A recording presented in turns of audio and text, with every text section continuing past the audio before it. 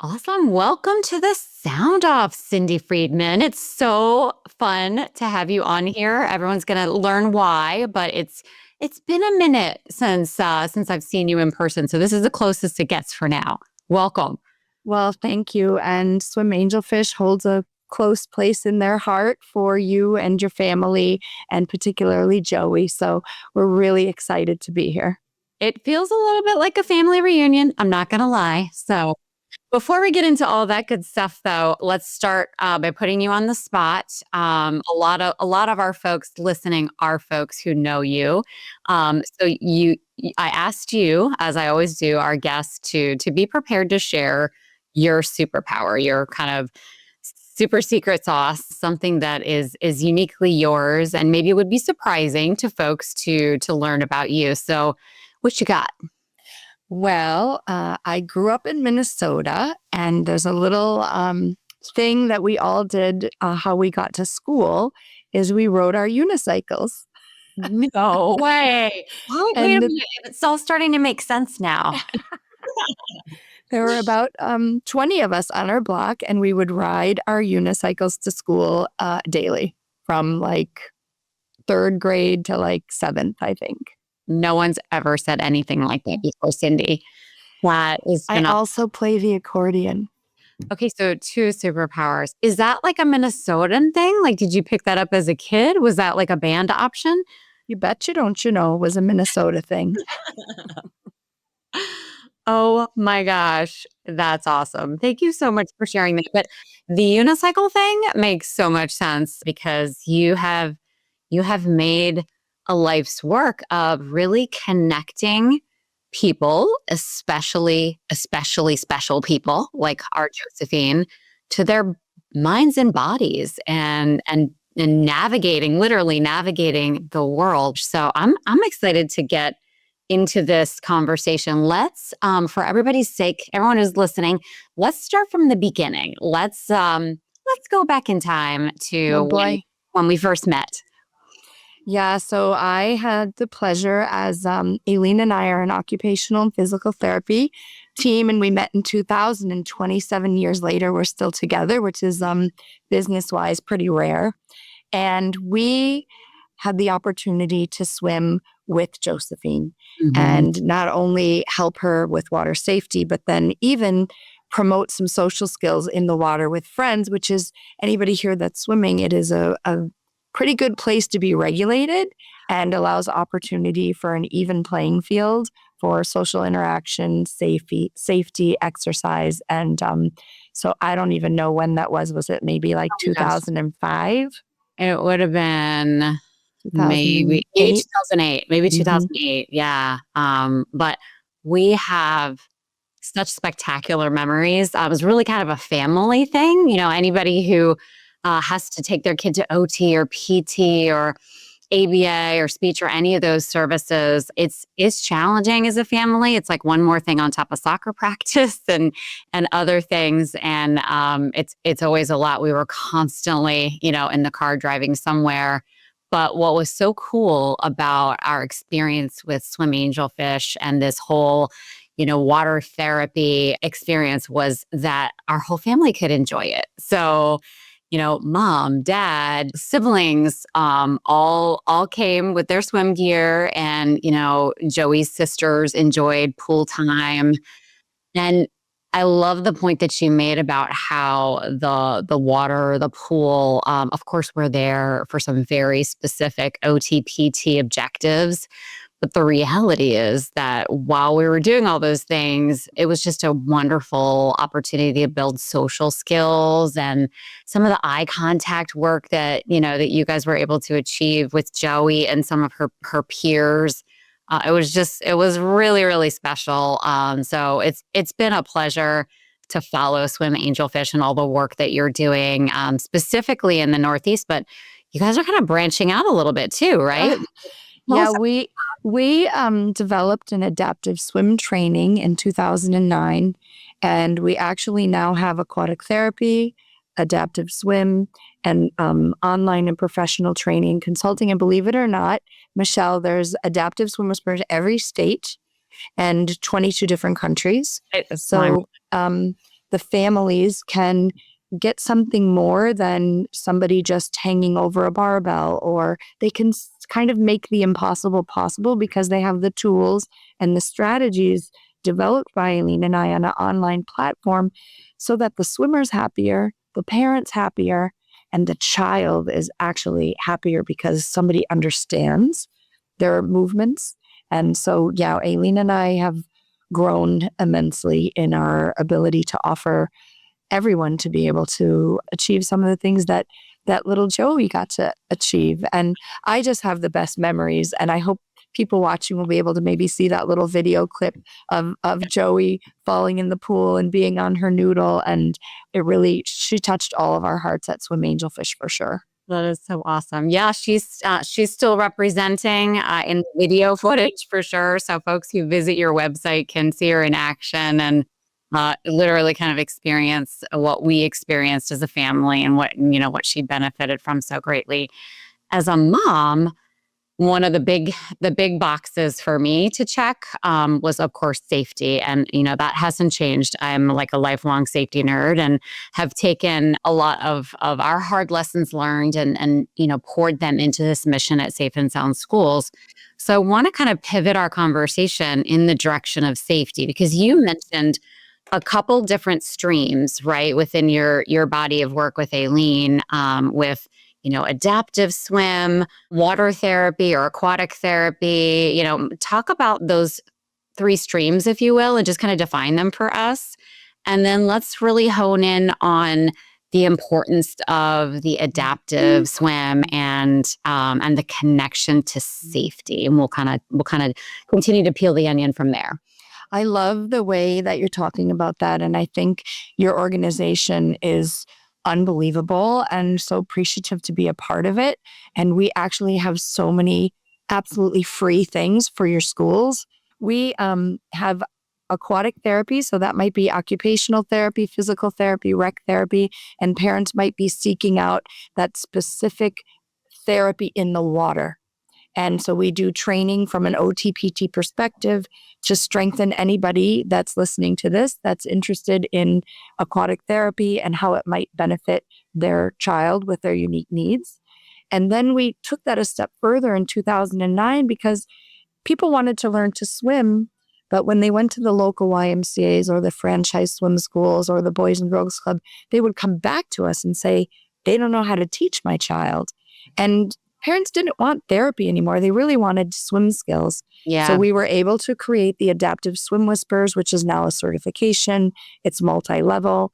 And with the statistics being 1 in 31 children being diagnosed, that's a pretty alarming thing. So most aquatic centers are really opening their eyes that they need more training. When Aileen and I started, and right before we met you in 2000, it was 1 in 180. And now today in 2025, it's 1 in 31 individuals will be diagnosed on the autism spectrum. So we all have to change the way that we're looking at how we're teaching them in multiple things, but particularly with the water.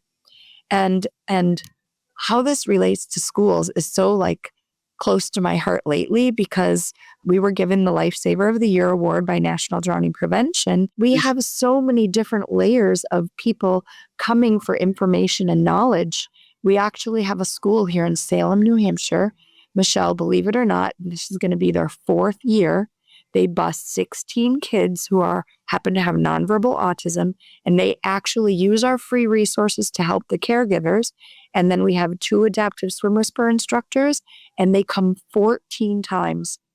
And they learn safety, they learn some swim, they learn some ritual and routine, and they use the free parent video and the free coaches videos and the water safety toolkit from Swim Angelfish to help our experience be one that we can actually impart safety, swimming, and better rituals and routines around water. So it's pretty cool that you've reached out to us. No, it is. I mean, as a former special educator, a mom of children with special needs, Joey in particular, And a lot of our listeners, have autism in their lives somehow, whether it's in their role at school. I mean, you just revealed those stats, right? So for those listening, if you're feeling like, oh yeah, that's why I have so many students that I have accommodations for. And one of the hallmarks that many share is this almost magnetic attraction to water. We were able to use that to our benefit with you guys, with Josephine, because she just loved the water so much. So we were able to lean into that to achieve a lot of her OT-PT goals, her social skills, as you mentioned. But safety's a big one. I mean, we had the best neighbors in the world in Newtown, and our very next door neighbors had a beautiful pool. And of course, being safety conscious parents, they had it fully fenced, all those things. But she was pretty frequently, attempting to like get out of our house. And one time our neighbor found her. She had kind of snuck out unbeknownst to me. That's amazing. But she accomplished that, and she's trying to get in, under the fence. And he was able to grab her and bring her home. But that is a very, very real concern in our school communities, in our neighborhoods. So for our families, as an educator, several of the schools that I worked in had one of those like runoff ponds nearby. And it's just this really powerful draw for a lot of our students with autism. I am just exploding because individuals with autism are 160 times more likely to drown than their typical peers. Oh my gosh. And the attraction to water, as we understand the science behind the water, is that we all know that a lot of kids that sensory seek, whether they have ADHD or there may be an adult that's hyperactive, the water gives deep pressure to your body, and that deep pressure releases dopamine. Dopamine washes away adrenaline, and the kids, even if they can't say it, they are attracted to that, and it overweighs any sense of safety because it feels good to their body. I had a man who said, oh, he wiggled out of my hand, and I turned around and he was in the fountain, just letting all the water splash on him. So your skin is your largest organ. They seek the sensory input and they love it. And we have to understand some of one of the key things I was writing down was the education. Like if the parents understand kind of the why behind it, they'll understand the hypervigilance that has to happen. And it's so like drainage ponds, neighborhood pools, other nearby bodies of water. Josephine did not discriminate. So like you said, fountains, sinks, bathtubs, and she was not alone, right? A lot of her peers had that same draw to any kind of water play. We had water tables, all of that stuff. And one of the things that was kind of eye-opening in one of our recent conversations, we were talking about all that, and we were basically talking about hypervigilance. It's exhausting and stressful as a parent or an educator to constantly be on the lookout for that. It's amazing. Even with some of the challenges that Josephine had in terms of gross motor skills and such, she was speedy, right? She was able to, like you just described, wriggle away pretty quickly. And I think about the fact that I didn't really even at that time have some of the protections in place that you have recently shared. And so I think they're just so valuable for this community. Many of us are serving in schools, communities, neighborhoods where our students are our kids' friends are on the spectrum somewhere. And there are some very unique things that we can do from that education standpoint. Yeah. I could talk forever about why people are attracted to the water, why when they jump in a pool that break the surface tension, it feels so good to their body. But one of the things that you're saying is resonating so much with me is the retention ponds and the places of water. At the National Drowning Prevention, I was at a lawyer who was talking about some kids that had some tragedies, happened to be nonverbal autism, in retention ponds. And the neighborhood, post the incident, did not want them to put up a fence, and that's very common. I have so many ideas of what we can do, and I'm hoping we can work together for some of these things. But if you're in education, can we have a rescue tube in the classroom for the typical kids and for the contained classrooms? Because Michele, if you extend a rescue tube to me and I'm in the water somewhere at a pool or an ocean, if I've never seen that, I'm likely not to take it. I'm likely to push it away. But if I've seen it, I've touched it, I held it, maybe even I used it in gym class and held on to it and did a relay race with it. Maybe I worked with it with an ABA therapist. Maybe I worked with it with a therapy. Maybe it's just in, near, and around places in the school. We could have some initiatives of at least a rescue tube with the schools. What is it? What do I do with it? When it gets extended to me, oh, it's squishy. Oh, it's yellow or it's red, and I hold it. So I think we all together can come up with some amazing ideas to improve successful saves. That's just one of them. What about a stop sign? If there's a retention pond near a pool, if you don't want a fence, is it okay if we put a stop sign up? And maybe the stop sign has some information, the QR code of water safety. I don't know, but I'm hoping your audience gets inspired with these few ideas that I've kind of come up with of nobody wants a fence. Okay, but what else can we do? What else can we do? Maybe we could avoid a tragedy with a couple of these ideas. And I think there is a big misconception regarding individuals who are nonverbal. And there's a Fox News Digital, if you go on Swim Angelfish Media and Spotlight, you'll see Aileen, my business partner, on a post-tragedy talking about why they're drawn to water and all that. And I encourage you guys to watch that. But one of the things is that no matter how you ask, even it can be moving your hands up and down. It can be spinning both directions. It can be jumping up and down. It can be rocking back and forth, but some kind of physical movement, some kind of physical routine to do before you ask again to get in that allows those 15 seconds to break the cycle of running to get in the water and gives that 10 seconds for somebody to notice that doesn't look right.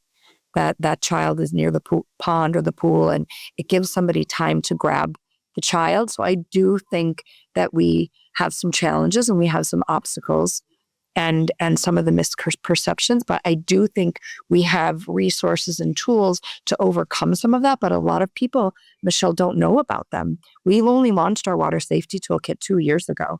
And it's a resource as we were getting in after our 25th year, saying like, well, what are we leaving for drowning prevention and the legacy for parents and for swim professionals? What do we have for them? And so we really dove deep and we created a resource tab on our website that has a really robust adaptive water safety toolkit. And sometimes you have to say autism and special needs toolkit.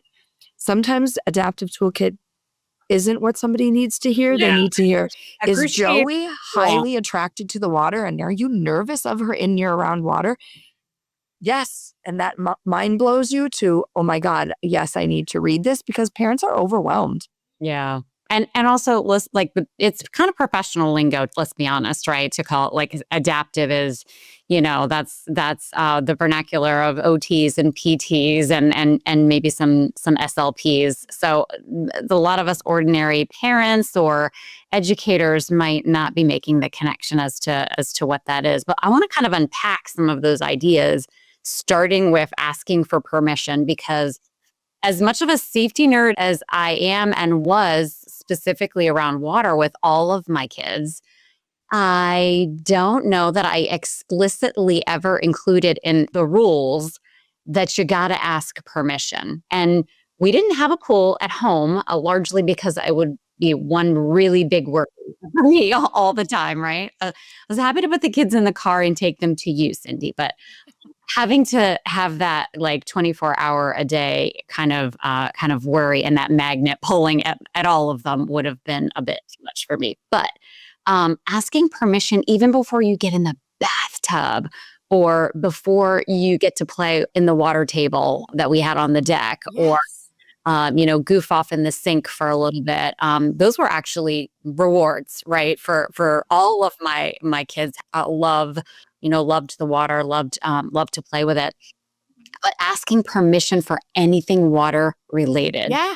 Perfect. That alone is just amazing. So I think incorporating that, I also think when you talk about things like getting students familiar with the water tube. So let's talk about what is the water tube? Like, let's talk about what it is. And I like to kind of compare this idea of yours to, or liken it to some of the fire safety education we do. Like, we bring the firefighters in and the kids get to dress the firefighter. They get to be familiar with some things that might be scary, like that mask, that our firefighters are wearing when they come into a smoky environment.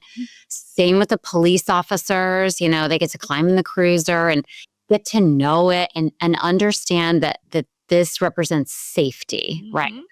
These are helpers. And when you see these, this is something you can be comfortable with. This is a person you can be comfortable with. But yeah, if you threw me the safety tube, and I'm going to let you talk about it in a little bit, what am I supposed to do with it? What are you doing? Are you trying to hit me with it? Or let's talk about that. I love what you're saying, because at National Drowning Prevention, there was a research study in the state of Michigan of what they do to educate the kids for fire, what they did for bombings, and when they went through, and they did multiple other things, I think, water safety was like 1%. Yeah. And as I'm getting more into understanding this, I'm grateful for Safe and Sound Schools, because we could together just help people understand, like you said, what is it? Any parent or any professional on this call, if you walk into an aquatic center, there is going to be a lifeguard that is likely holding a rescue tube. Sometimes they're red, sometimes they're yellow. We have beautiful pink ones because we love pink. It is a safety rescue tube that they're going to wear when they swim to help you. They also might extend it to you to hold it. If I'm swimming towards you and I have this tube and you have never seen it, some of our kids with their rigidity, with their reactivity, with their sensory needs, with their inability to interpret touch, they might panic even more and result in a non-successful rescue. But what if, let's just think for a minute, Michele, what if the schools had a rescue tube for kindergartners, for the contained classrooms, for the sensory gym, for a water day that they're doing? What a simple way to begin to educate. Hey, if you see this, you touch it, you hold it, you feel it, in the same way that you're talking about your other initiatives. Now, it's just something I've only been talking about for like 6 months, because I was having all of my kids hold it, and then I was having the parents pull them on it. And I had a lot of kids that were nervous of it at first. They didn't want to touch it. They didn't like what it felt like. And I've had to send them home to the bathtubs of some of my kids to get familiar in the comfort of their own home. So I feel like it really could be a cool initiative to add for water safety. And any of you that go to the pool next time, just look around. Usually you'll see 1 or 2 rescue tubes. The lifeguard usually will have one on their person. And then you can begin to understand what it is. And it to me doesn't even really look like a tube, to be honest with you. It's sort of just like I don't know, it's just like a almost rectangular-ish thing. And it's usually kind of slung over them. But I mean, maybe the kids think it looks like a giant pencil. I don't know. Yeah. It's just sort of like long, and it's a much more sturdy, like pool noodle, essentially. Exactly. But yeah, just getting our kids familiar with it, typical or atypical students, so that they understand what it is, they know what it is. I like the idea. A lot of our schools this time of year, and right now we're preparing as we're recording this for the end of the school year for many of our schools. And there's often kind of like a water day. It might be like water balloons, might be sprinklers, might be. Love it.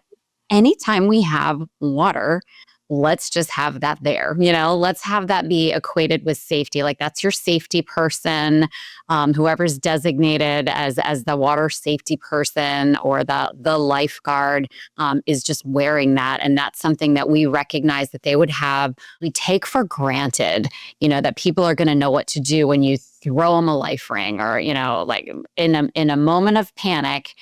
If there's not already that neural pathway and they haven't already had that practice and they don't have that experience, they're actually far more likely to panic. And that includes all of us who are neurotypical as well. And Michele, it's also beyond a rescue tube. If you threw a kickboard or you threw a barbell or you threw anything that floats, a big piece of wood that we get kids familiar with, I take it and I hold it. Yeah. That's brilliant. You mentioned something in a conversation we had recently, though, about rituals. And so I want you to talk about that because a lot of our students who are not neurotypical, rituals are supportive for all of us, but particularly for some of our students who have hallmarks of rigidity or that routinized kind of behavior that brings comfort, but it can also be a little bit of a heads up or a warning sign for some of us who may be observing a student about ready to take off for the pool, for example. So let's talk about, what do you mean by these rituals? Well, think of all your own ritual and routines, right? Like, what do you do on a daily basis to get ready for this podcast, for example? The ritual and routine of the bathtub, I see water and I ask. I see water and I ask. We can do that. We can do that with all of our kids.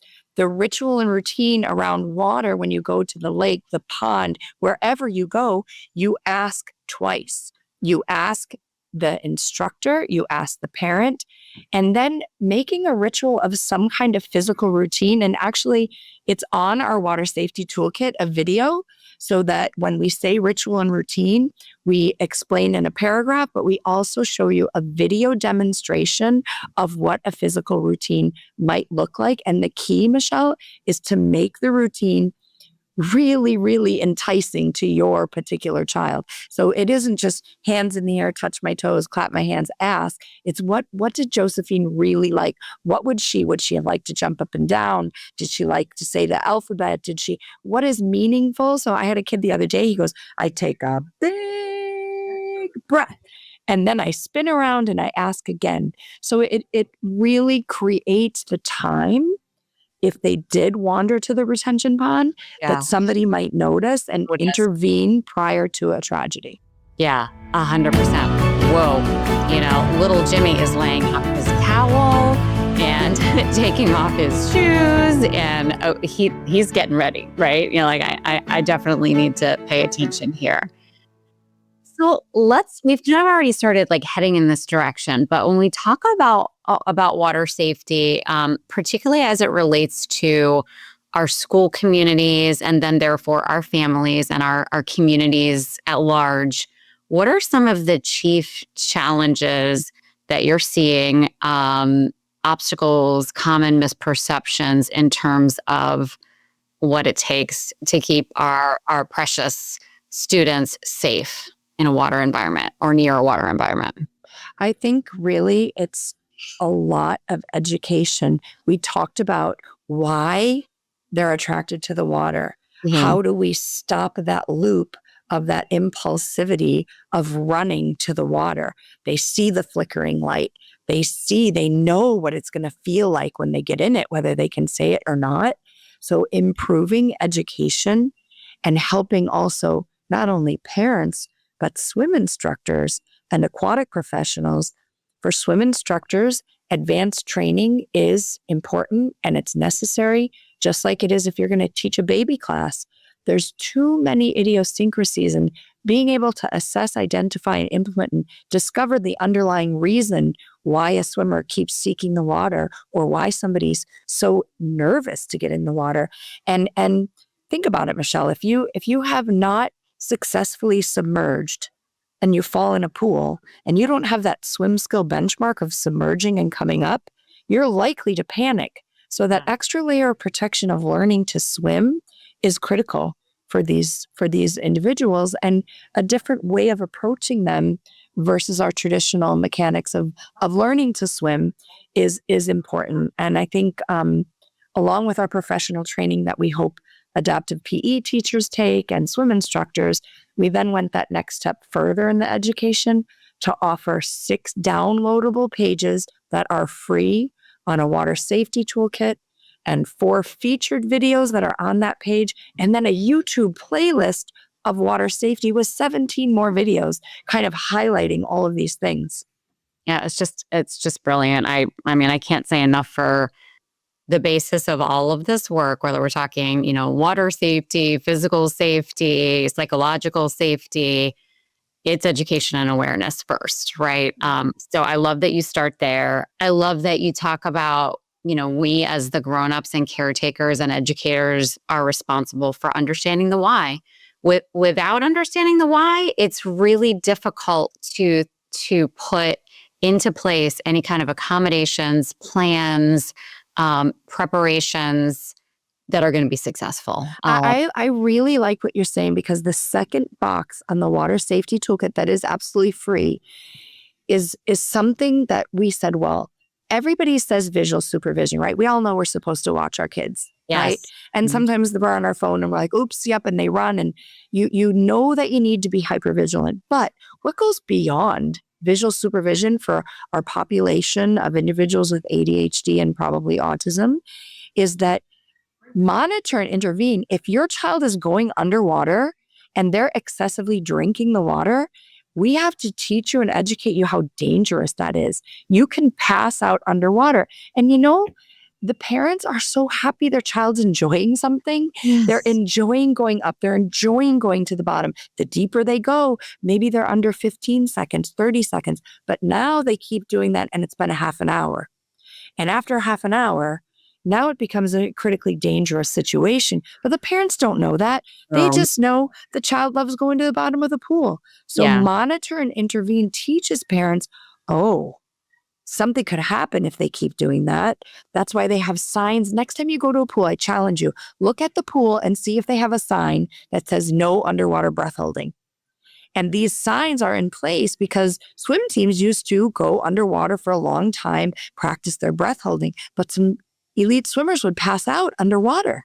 Gosh. So we have monitor and intervene, educating the parents on why they seek the underwater, but beyond why they seek, what they can do. After 15 minutes, remove them, take them to a shallower area, get them so that they don't become somebody who passes out underwater or drinks so much water that it throws off your electrolytes. And that can be dangerous also. Josephine was a water drinker. Yeah, her dad is passing as we're recording. He would always be like, don't drink the water.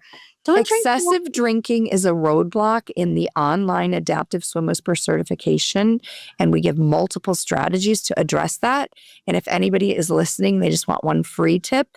Somebody in California said none of your strategies worked, and then he emailed me like a week later, and he said the parents brought his mouth guard that he chews on at night, and when he bites the mouth guard, he doesn't drink the water. So we're always, learning and growing and improving with our strategies that are in our professional training. And at Swim Angelfish, we feel that you can't just take a one-day, few-hour course to learn how to teach the swimming for our unique needs. It really needs to be kind of an ongoing multi-level training. And we really try to balance with the free water safety toolkit, with our blogs, with our YouTube channel, and kind of give you a whole robust way of addressing water safety. And I'm just so appreciative that you gave us the time to be with you. It's so important. I think, you've given us a lot to think about. One other thing that kind of came to mind as you were talking about just those practical things that we can do at home or in our classroom. A lot of our special educators, and this includes Joey's, at Sandy Hook School, they always had and this is like a no cost, low cost thing. They just always had like jingle bells on the doors, because Josephine and many of her friends were known to elope, just be done, right? And sneak off. And so just making sure that we're aware whenever anybody's coming or going. Doesn't have to be a fancy schmancy alarm system. Although quite a lot of our schools now are moving toward alarming the doors where we're not anticipating somebody egressing unless it's an emergency, we're going to put some kind of alarm on that door. We also have, the Flutie Foundation that we work with for Joey's Fund up there in Massachusetts base, has a whole slew of resources, little bracelets and sensors and things like that to provide some practical solutions. Joey's Fund distributes grant awards to a lot of students there in the Northeast for these very reasons. But just a lot of things that you might not think about. That's why we do this in community. That's why we have these conversations, bringing folks back to just practical takeaways, information. You've given us so many things that, you generally you might not think about. You're so busy thinking safety all the time, but what are the things that we can do to do it smarter?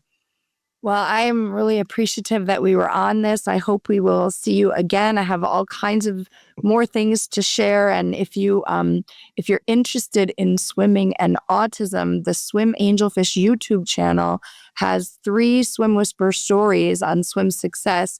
One of a boy with autism and trauma, one is autism and bolting, and the other one is Noah makes a splash for autism on another thing. So please let us know how we can help in the future. And thank you so very much for having us be part of Safe and Sound Schools. We're very excited. Well, before I let you go, I'm going to leave you something to share back as well. We have a program called Especially Safe at Safe and Sound Schools. We created it in honor of Josephine, but it very much aligns with a lot of the work that you're doing. So for our schools, having a safety plan in place for individuals who may have any kind of special consideration or need. You mentioned trauma, right? So we have students with trauma. We have students who are English language learners, non-readers, nonverbal, on the spectrum, have sensory issues, any number of things that make somebody especially special. So that planning part is where we get to sit down as a group of people, parent, educator, school resource officer, nurse, the people who are experts in that special individual, and really map out, okay, what are all the things we want to put in place? Like, we really need to put bells on the classroom doors and the exterior doors? Do we really need to do some explicit water safety instruction because we know we've got one of those runoff ponds over there? Those types of things that are unique to our geographic location, our environment, and the needs of that individual. And the beauty thing of that is that's something our families can use, right? You can have a safety plan at home as well that accommodations that range from transportation to emotional to communication, to medical, to security and supervision. Because, you mentioned, Cindy, we all know we have to maintain visual supervision, but the honest to goodness reality of a human being being able to maintain 100% visual supervision, it's just not, our brains aren't designed to be able to do that. So that's why we really need kind of the herd. We need to all be doing that, together. But we also need to put those checks and balances in place for us so that we can do a better job of that. I cannot wait to share all of your things. I'm going to do a deep dive, and I know that we have over 800 Swim Whispers around the world, and we're going to get sharing immediately. That is awesome. Before we let you go, this is your chance, Cindy, to sound off. What is the one big thing that folks take away back into their lives, back into their communities, to their students, to their schools? Let us know. What is it? Drowning is preventable. Drowning is preventable. We can add the extra layers of protection.